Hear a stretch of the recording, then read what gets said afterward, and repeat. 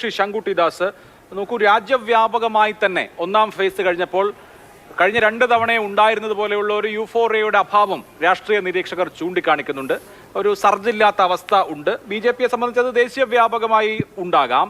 പക്ഷെ കേരളം നോക്കൂ, കേരളം വളരെ ലിബറൽ ആയിട്ടുള്ള സൊസൈറ്റിയാണ്. പക്ഷെ ഇത്തവണത്തെ ക്യാമ്പയിൻ്റെ പ്രത്യേകത കൊണ്ടോ അല്ലെങ്കിൽ നിങ്ങൾ ഉണ്ടാക്കിയിട്ടുള്ള നറേറ്റീവ് കൊണ്ടോ ഒക്കെ ഇത്തവണ എന്നാൽ രാജീവ് ചന്ദ്രശേഖറിന് വോട്ട് ചെയ്തേക്കാം അല്ലെങ്കിൽ സുരേഷ് ഗോപിക്ക് വോട്ട് ചെയ്തേക്കാം എന്ന് തീരുമാനിക്കാൻ ഇടയുള്ള ആളുകൾ പോലും കഴിഞ്ഞ 3-4 ദിവസമായിട്ട് പത്രം വായിച്ച് നരേന്ദ്രമോദി നടത്തിയിട്ടുള്ള രാജസ്ഥാനിലും ഛത്തീസ്ഗഡിലും ഒക്കെ നടത്തിയിട്ടുള്ള പ്രസ്താവന കേട്ട് അന്തം വിട്ട് ഞെട്ടിയിരിക്കുകയാണ്. അപ്പോൾ കേരളം പോലത്തെ ഒരു ലിബറൽ സൊസൈറ്റിയിൽ ഒരു പ്രധാനമന്ത്രി ഇങ്ങനെ പറയാൻ പാടില്ലല്ലോ എന്ന് ചിന്തിക്കുന്നവരായിരിക്കും BJPക്ക് വോട്ട് ചെയ്യുന്ന ആളുകളിൽ പോലും നല്ലൊരു ശതമാനം എന്നിരിക്കെ നിങ്ങൾക്ക് കഴിഞ്ഞ തവണ കിട്ടിയ 15% നിന്ന് കാര്യമായ കുറവുണ്ടാവാനല്ലേ സാധ്യത?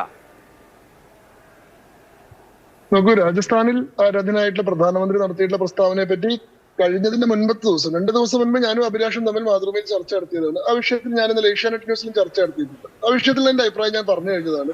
ഇപ്പോൾ ഈ നിശബ്ദ പ്രചരണം ആരംഭിച്ച ഘട്ടത്തിൽ സ്പെസിഫിക് ഇലക്ട്രൽ ഇഷ്യൂസ് ചർച്ച ചെയ്യുന്നതിന് റെപ്രസെന്റേഷൻ ഓഫ് പീപ്പിൾസ് ആക്ട് പ്രകാരം തന്നെ ഒരു ബാറുള്ള സമയത്ത് അങ്ങനത്തെ ഒരു സ്പെസിഫിക് പോയിന്റിന്റെ മുകളിൽ ചർച്ചയ്ക്ക് ഞാൻ ആഗ്രഹിക്കുന്നില്ല. ഞാനൊരു രാജ്യത്തിന്റെ ജനറൽ മൂഡിനെ സംബന്ധിച്ചിട്ടുള്ള ഒരു പൊതുവായിട്ടുള്ള ചില നിരീക്ഷണങ്ങൾ നടത്താമെന്ന് മാത്രമേ കരുതുന്നുള്ളൂ. ആ വിഷയം BJPക്ക് എതിരാക്കാൻ വേണ്ടിയിട്ട് ഇവിടുത്തെ മാധ്യമങ്ങൾ വളരെ ബോധപൂർവ്വം ശ്രമിച്ചിട്ടുണ്ട്. നരേന്ദ്രമോദി പറയാത്ത തരത്തിൽ അതിനെ വ്യാഖ്യാനിച്ചിട്ടുണ്ട്. ചില ആളുകൾക്കിടയിൽ തെറ്റിദ്ധാരണ ജനിപ്പിക്കാനും ഒക്കെ സാധിച്ചിട്ടുണ്ടാവും. പക്ഷെ കഴിഞ്ഞ ദിവസങ്ങളിൽ അതിന്റെ വിശദീകരണങ്ങളും ഈ പൊതുസമൂഹത്തിന് മുന്നിൽ വന്നിട്ടുണ്ട്. ആ കാര്യങ്ങൾ ആളുകൾക്ക് മനസ്സിലാക്കും എന്ന് തന്നെയാണ് എന്റെ വിശ്വാസം.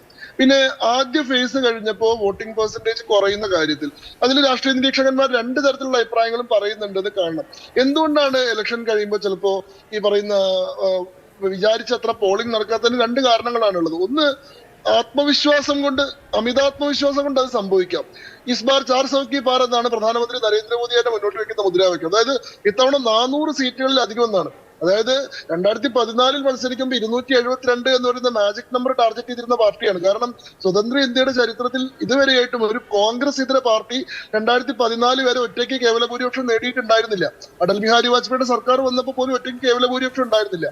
2014 നരേന്ദ്രമോദി സർക്കാർ 284 സീറ്റ് നേടുമ്പോഴാണ് സ്വാതന്ത്ര്യാനന്തര ഭാരതത്തിൽ ആദ്യമായിട്ടൊരു കോൺഗ്രസ് ഇതര സർക്കാർ ഒറ്റയ്ക്ക് കേവല ഭൂരിപക്ഷം നേടുന്നത്.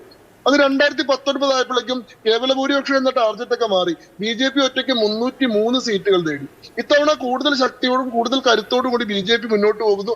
അതേസമയം പ്രതിപക്ഷം എന്നൊരു സംവിധാനം ഏറെക്കുറെ ഇല്ലാതായി കഴിഞ്ഞു, അപ്രസക്തമായി കഴിഞ്ഞു. INDA എന്ന് പറയുന്ന ഒരു മുന്നണി ഉള്ളതായി പറയപ്പെടുന്നു. എന്നാൽ അതിന്റെ പ്രസൻസ് നമുക്ക് ഗ്രൗണ്ടിൽ എവിടെയും ഫീൽ ചെയ്യുന്നില്ല. ഏറ്റവും ചുരുക്കിയത് മലയാളികൾക്ക് കാണുന്നില്ല. INDA മുന്നണിയിലുള്ള പാർട്ടികളാണ് പരസ്പരം പോരടിച്ചുകൊണ്ടിരിക്കുന്നത് നമുക്കറിയാം. INDA എന്ന് പറയുന്ന മുന്നണി പ്രഖ്യാപിക്കുന്ന സമയത്ത് അത് BJPക്ക് എതിരായിട്ടുള്ള മുഴുവൻ പ്രതിപക്ഷ പാർട്ടികളുടെ ഒരു ബിഗ് ടെന്റ് ആണ്. 41 പാർട്ടികൾ ഉണ്ടാവും എന്നാണ് പറഞ്ഞിരുന്നത്. പക്ഷേ നിതീഷ് കുമാറിന്റെ അധ്യക്ഷതയിൽ ബീഹാറിൽ വെച്ച് ആദ്യത്തെ യോഗം ചേർന്നപ്പോൾ അവിടെ 16 ആളുകൾ മാത്രമേ ഉണ്ടായിരുന്നുള്ളൂ. പിന്നീട് മഹാരാഷ്ട്രയിലും ബാംഗ്ലൂരും നടന്നിട്ടുള്ള യോഗങ്ങളിൽ 26 അംഗങ്ങളുടെ ഒരു ക്യാമ്പയിൻ കമ്മിറ്റി പ്രഖ്യാപിച്ചിരുന്നു. പക്ഷേ അതിന്റെ കോർഡിനേഷൻ കമ്മിറ്റി വന്നപ്പോൾ അതിൽ 19 അംഗങ്ങളെ ഉണ്ടായിരുന്നുള്ളൂ. ഈ കോർഡിനേഷൻ കമ്മിറ്റി തമ്മിലും യാതൊരു കോർഡിനേഷനും ഇല്ല എന്ന കാര്യവും നമ്മൾ കാണുന്നുണ്ട്. ഇതിലെ നേതാക്കന്മാർ പരസ്പരം അങ്ങോട്ടും ഇങ്ങോട്ടും നടത്തിക്കൊണ്ടിരിക്കുന്ന ആരോപണങ്ങൾ. രാഹുൽ ഗാന്ധി, അതിന്റെ പ്രധാനപ്പെട്ട ഒരു നേതാവ്, പറയുന്നത് പിണറായി വിജയൻ ജയിലിൽ പോകേണ്ട ആളാണ് എന്നുള്ളതാണ്. പിണറായി വിജയൻ രാഹുൽ ഗാന്ധിയെ പറ്റി പറയുന്നത് പഴയ പേരിലേക്ക് മടങ്ങി പോരുന്നത്, കുറെ നടന്നുകൊണ്ട് പാകത വരില്ല എന്നാണ്. അപ്പൊ ഇവരുടെ പരസ്പരമുള്ള അഭിപ്രായം എന്താണെന്ന് നമ്മൾ കാണുന്നുണ്ട്. ഇതാണ് രാജ്യവ്യാപകമായിട്ടുള്ള സ്ഥിതി. നമ്മൾ നേരത്തെ പറഞ്ഞ പോലെ ഈ മുന്നണി രൂപീകരിക്കുന്ന നിതീഷ് കുമാർ പോലും ഇന്ന് INDA മുന്നണിയിലില്ല. അദ്ദേഹം NDAയുടെ ഭാഗമാണ്. അപ്പോ പ്രതിപക്ഷ നിര പൂർണ്ണമായി ദുർബലമാണ്, ഏതാണ്ട് അപ്രസക്തമാണ്. അത് എന്താ പറയാ, നോൺ എക്സിസ്റ്റന്റ് ആണ് എന്ന് തന്നെ പറയാം. നേരെ തിരിച്ച് BJP കൂടുതൽ ശക്തിയോടുകൂടി പ്രധാനമന്ത്രിയുടെ നേതൃത്വത്തിൽ മുന്നോട്ട് കുതിച്ചുകൊണ്ടിരിക്കുകയാണ്. ഈ സാഹചര്യത്തിൽ എന്തായാലും BJPയുടെ സർക്കാർ തന്നെയാണ് വരിക. നമ്മൾ അതിലിപ്പോ പ്രത്യേകിച്ച് ഒന്നും ചെയ്യേണ്ട ആവശ്യമൊന്നുമില്ല. നമ്മൾ വോട്ട് ചെയ്താലും ഇല്ലെങ്കിലും സർക്കാർ അധികാരത്തിൽ വന്നോളും എന്ന ചിന്തയോടുകൂടി കുറെ ആളുകൾ വോട്ട് ചെയ്യാതിരിക്കും. അതാണ് over confidence of the electorate എന്ന് പറയുന്ന ഫെനോമിനൻ, അമിതാത്മവിശ്വാസം. അങ്ങനെ വരുമ്പോൾ പോളിംഗ് കുറയാം. അത് BJPക്കാണ് ദോഷം ചെയ്യുക. നേരെ തിരിച്ച് ഇത് തിരിച്ചും സംഭവിക്കാം. എന്ത് ചെയ്താലും BJP തന്നെ അധികാരത്തിൽ വരുള്ളൂ. നമ്മൾ കുറെ പരിശ്രമിച്ചത് കൊണ്ട് ഇവരെ അധികാരത്തിൽ നിന്ന് മാറ്റി നിർത്താൻ സാധിക്കില്ല. അതുകൊണ്ട് വെറുതെ കഷ്ടപ്പെട്ട് പോയിട്ട് വോട്ട് ചെയ്തുകൊണ്ട് പ്രത്യേകിച്ച് കാര്യമൊന്നുമില്ലെന്ന് കരുതി ആന്റി BJP വോട്ടർമാര്, പറയുന്ന കോൺഗ്രസ് CPM സപ്പോർട്ടർമാരായിട്ടുള്ള നോൺ BJP വോട്ടർമാര് വോട്ടെടുപ്പിൽ നിന്ന് അബ്സ്റ്റെയിൻ ചെയ്യാം. അപ്പൊ അബ്സ്റ്റെയിനിങ് എന്ന് പറയുന്ന ഒരു പ്രതിഭാസം കൊണ്ടും ഈ വോട്ടിൽ ശതമാനം കുറയാം എന്നുള്ളതാണ് സെഫോളജിസ്റ്റുകളൊക്കെ പറയുന്നത്. ഇതിൽ ഏതാണ് ഇലക്ടറേറ്റിൽ സംഭവിച്ചത്?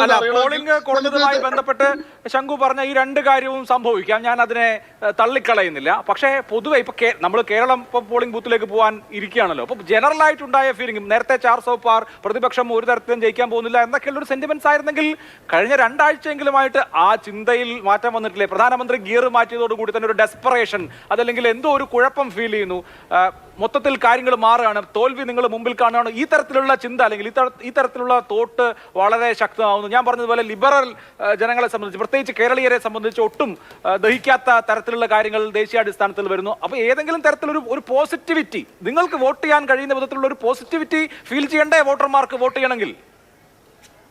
നോക്കൂ ശ്രീ അഭിലാഷ്, ഞാനിപ്പോ നിങ്ങളുടെ ചാനലിന്റെ സ്റ്റുഡിയോയിൽ ഇരുന്നിട്ടല്ല ചർച്ച ചെയ്യുന്നത്, എന്റെ വീടിന്റെ സൗകര്യത്തിൽ ഇരുന്നുകൊണ്ടല്ല. നിങ്ങൾക്ക് അറിയുന്നത് പോലെ ഞാൻ ഇപ്പോഴും തൃത്താല മണ്ഡലത്തിൽപ്പെടുന്ന കപ്പൂർ എന്ന് പറയുന്ന പഞ്ചായത്തിലെ ഒരു പ്രത്യേക ബൂത്തിലെ പ്രവർത്തകർക്കിടയിലുള്ള ഒരു പരിപാടിയിൽ പങ്കെടുത്തുകൊണ്ടിരിക്കുകയാണ്. അതുകൊണ്ടാണ് എനിക്ക് നിങ്ങളുടെ ചർച്ചയിൽ പങ്കെടുക്കാൻ 15 മിനിറ്റ് വൈകേണ്ടി വന്നത്. ഞാനിപ്പോൾ ഇരിക്കാൻ ഒരു കംഫർട്ടബിൾ ആയിട്ടുള്ള സ്ഥലം കിട്ടാത്തതുകൊണ്ട് ഞാൻ എന്റെ കാറിൽ ഇരുന്നിട്ടാണ് ഈ ചർച്ചയിൽ പങ്കെടുക്കുന്നത്. അതായത് ഞാൻ ഈ സമയത്തും ഇപ്പോൾ ഗ്രൗണ്ടിലുണ്ട്. എനിക്ക് ഇത്രയും ദിവസത്തെ പ്രചരണാനുഭവത്തിൽ നിന്ന് മനസ്സിലാവുന്നത്, ഞാൻ കേരളത്തിലെ 6-7 മണ്ഡലങ്ങളിൽ BJPയുടെ സ്ഥാനാർത്ഥികളുടെ പ്രചരണാർത്ഥം സഞ്ചരിച്ചിട്ടുള്ള ആളാണ്. എനിക്ക് ഗ്രൗണ്ടിൽ നിന്ന് കിട്ടിയിട്ടുള്ള പൾസിന്റെ അടിസ്ഥാനത്തിൽ ഞാൻ കൃത്യമായി പറയുന്നത്, ഇന്നോളം കണ്ടിട്ടില്ലാത്ത ആത്മവിശ്വാസം, ഇന്നോളം കണ്ടിട്ടില്ലാത്ത വലിയൊരു ആവേശം, ഇന്നോളം കണ്ടിട്ടില്ലാത്ത ജയിക്കണം എന്നുള്ള ഒരു കൃത്യമായിട്ടുള്ള ആഗ്രഹം കേഡർമാർക്കിടയിൽ മാത്രമല്ല, ഇത്തവണ BJP ഒന്ന് പരീക്ഷിക്കാമെന്നൊരു ചിന്ത സാധാരണ വോട്ടർമാർക്കിടയിലും പൊതുസമൂഹത്തിലും വളരെ പ്രോമിനന്റ് ആയിട്ടുണ്ട്. ഇവിടെ അങ്ങനെ ഒരു പ്രതീക്ഷയ്ക്ക് വകയില്ലെങ്കിൽ ഞങ്ങളെ പോലുള്ള ആളുകൾ ഇപ്പോഴും ഇങ്ങനെ ഇത് നടക്കില്ലല്ലോ. ഞങ്ങളെങ്കിലും ഏറ്റവും ചുരുങ്ങിയത് ഇവിടെ പ്രത്യേകിച്ച് ഒന്നും സംഭവിക്കില്ല എന്ന് കരുതി വീട്ടിൽ പോയിരിക്കുമല്ലോ. അപ്പോ ഞാൻ ഗ്രൗണ്ടിൽ നിന്ന് കിട്ടുന്ന അനുഭവത്തിന്റെ അടിസ്ഥാനത്തിൽ പറയുകയാണ്. ഞാൻ ഈ പറയുന്ന പോലെ നിങ്ങളുടെ എന്നും ഈ നിരീക്ഷണങ്ങളെ ഞാൻ തള്ളുന്നോ കൊള്ളുന്നോ ഇല്ല.